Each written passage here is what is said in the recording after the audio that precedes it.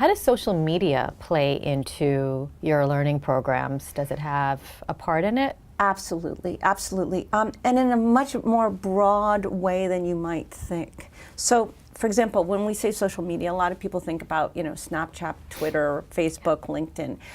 Those are the, traditional commercial approaches to social media. But we take the behavior, the skills associated with the commercial social media context, and we adopt those for internal communication. So we hold contests, for example.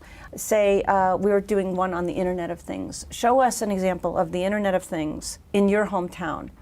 And it was amazing what people did. They took pictures of bridges and of, Fitbits, things like that. And they talked about how the Internet of Things was changing the way that people worked, the way governments worked, and people had engagement with their families, engagement with their work, how they did their day-to-day lives, and made that all the more real because, again, it was a global audience. And you had people posting from India, people posting from the Philippines, people posting from Denmark, people posting from all over the world, and using social behaviors to drive education in a way that would be far more powerful than anything that we could orchestrate or come up with from a top-down standpoint.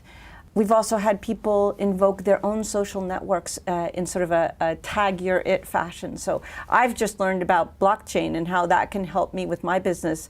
I challenge so-and-so to talk about their experience. So in essence, invoking micro social networks that again may have been established in the context of a Facebook or a LinkedIn, and sharing what we're doing with IBM socially, what we're doing with Think Academy socially. Have you found that there's differences in the way different generations are able to adapt to social media learning? That's an interesting question because I think there's an assumption that, millennials are social and everyone else just missed the boat. And I don't think that's true at all. I think that, yes, there are certain generational differences about expectations of how to learn, but it's all becoming, aggregated into a new way of working and a new way of learning that is collectively pulling people along across generations. And there will be people who are of one generation that are reluctant to do, what they need to do to change in the ways they learn.